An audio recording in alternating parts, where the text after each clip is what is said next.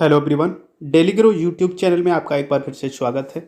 Mission प्रेरणा के अंतर्गत जो 3 मॉड्यूल्स हम शिक्षकों को आवंटित किए गए हैं, उनमें से मॉड्यूल शिक्षण संग्रह का अभी यानी कि 26 दिसंबर 2012 को मिर्ज़ापुर जनपद के जमालपुर ब्लॉक में शिक्षण संग्रह की आकलन परीक्षा का आयोजन किया गया और वहाँ पर प्रश्नों को पूछा गया। तो ये प्रश्न वहाँ पर ऑब्जेक्टिव टाइप थे, गूगल फॉर्म के माध्यम से वहाँ पर परीक्षा करवाई गई। तो ये पूरा वीडियो आप देखें, कैसे परीक्षा करवाई गई, कैसे आपको करना है, यदि आपके जनपद में ऐसी परीक्षा हो सकती है हो और यदि होती है तो आपको किस प्रकार से अपनी परीक्षा को देना है। तो उसके लिए आपको इस वीडियो में अंत तक बने रहना है। साथ ही अभी तक यदि आपने हमारे व्हाट्सएप ग्रुप और टेलीग्राम ग्रुप को ज्वाइन नहीं किया है तो उनको ज़रूर ज्वाइन कर लें, उनके लिंक आपको इस वीडियो के डिस्क्रिप्शन में मिल जाएंगे। तो शुरू करते हैं इस वीडियो को और देखते हैं कि इसमें हमें क्या सीखना है और क्या जानना है। तो यहाँ पे सबसे पहले आपको क्या करना होगा, अपना नाम यहाँ से नाम डाल देना होगा, विद्यालय का नाम डालना होगा और विद्यालय के नाम के बाद में नीचे आपको अपना ब्लॉक उसको नाम डालना होगा और इतनी एंट्री के बाद में आपके प्रश्न यहाँ से शुरू हो जाते हैं। तो देखते हैं सबसे पहला प्रश्न इसमें कौन सा शामिल किया गया है। बेसिक शिक्षा में शैक्षिक व्यवस्था को सुदृढ़ करने के लिए विकसित की गई हस्त पुस्तिकाएँ कौन कौन सी हैं। तो ये आपको पता ही है, 3 हस्त पुस्तिकाएँ विकसित की गई हैं, आधारशिला, ध्यानाकर्षण और शिक्षण संग्रह।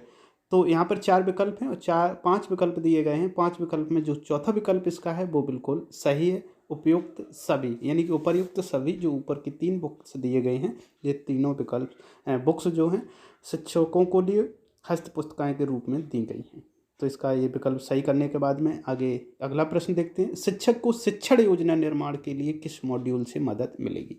जब आप शिक्षण योजना बना रहे होंगे तब आप किस मॉड्यूल के आधार पर शिक्षण योजनाएं बनाएंगे, ये वो मॉड्यूल है और ये शिक्षक को आवश्यक है, क्योंकि प्रत्येक कक्षा में आपको पढ़ाना है और प्रत्येक कक्षा में जो भी पढ़ाना है उससे संबंधित आपको लिखित सामग्री आपके पास होना अति आवश्यक है, जिसे कहते हैं आप शिक्षण योजना। शिक्षण योजना के आधार, वैसे तो सभी शिक्षक योजना बनाते हैं, तो इसका शिक्षण संग्रह होगा। अब चलते हैं अगले प्रश्न की ओर।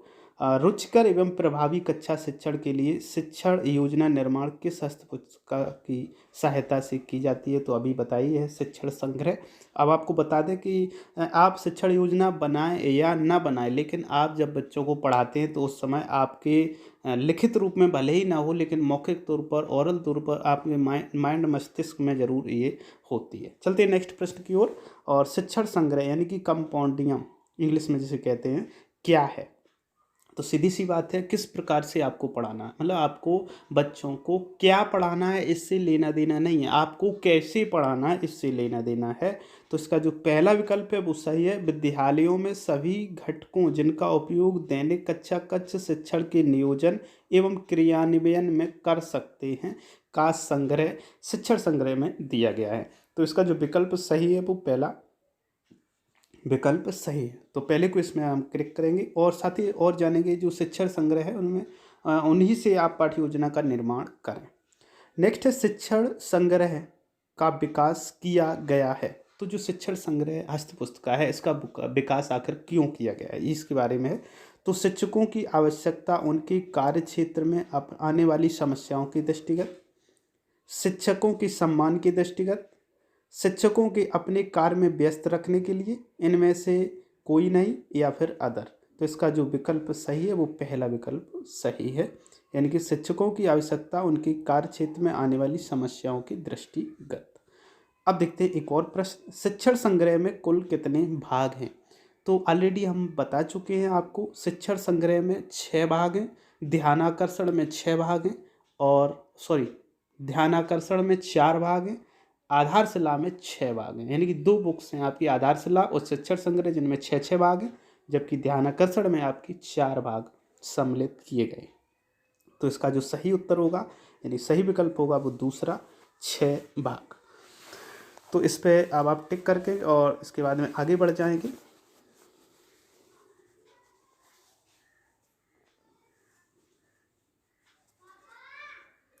आगे प्रश्न आता है, शिक्षण संग्रह के प्रथम भाग में वर्णित है। जो प्रथम भाग है शिक्षण संग्रह का जब आप उसकी विषय सूची देखेंगे तो उसमें जो भाग दिए गए हैं उनसे आप जब देखेंगे तो पहले भाग में लिखा हुआ है शिक्षण संग्रह की अवधारणा एवं आवश्यकता। तो ये भाग 1 में वर्णित है, तो इसका दूसरा विकल्प सही है। जबकि और क्या दिए गए, फाउंडेशन लर्निंग के बारे में बात की गई, जबकि ये फाउंडेशन लर्निंग जो है वो आधारशिला में है।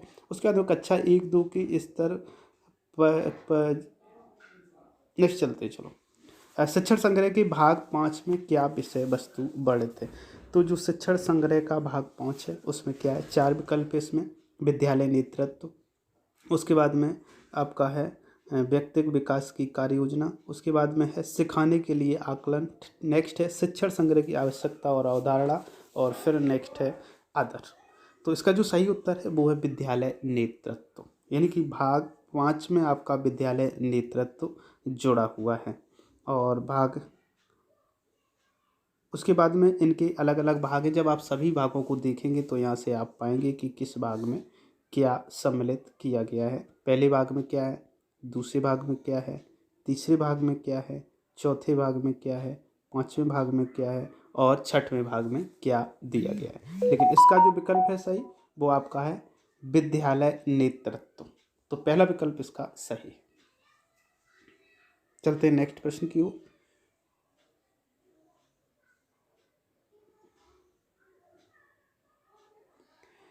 शिक्षण संग्रह की गतिविधियों का विद्यालयों में प्रयोग का अनुश्रवण कौन करता है। बीईओ, एसआरजी, एआरपी, उपयुक्त सभी। तो इसमें देखो आपके विद्यालय का जो गतिविधियों का अनुश्रवण है वो बीईओ भी करेंगे, एसआरजी भी करेंगे, एआरपी भी करेंगे। तो इसलिए इसका सही उत्तर होगा उपयुक्त सभी, यानी कि चौथा विकल्प इस प्रश्न का सही है। तो चौथे पर यहाँ पे टिक करेंगे।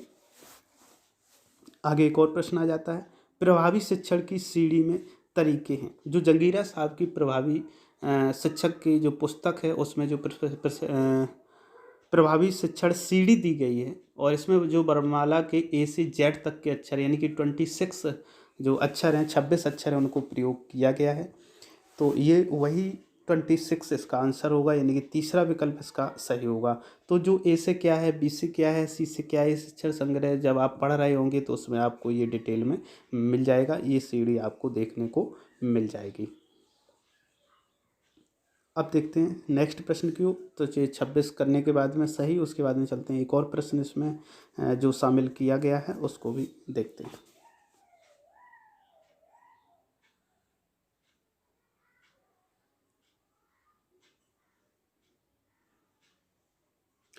सॉरी, इतने ही प्रश्न थे। तो यहाँ से आप सबमिट कर दीजिएगा। सबमिट करने के बाद व्यू स्कोर पर जाएंगे। तो जैसे ही व्यू स्कोर पर जाएंगे तो यहाँ से आप अपना स्कोर प्राप्त कर सकते हैं। तो यहाँ से हमारा स्कोर जो है 100% आया हुआ है। तो उम्मीद करता हूँ ये वीडियो आपको पसंद आया होगा। यदि वीडियो पसंद आए तो वीडियो को लाइक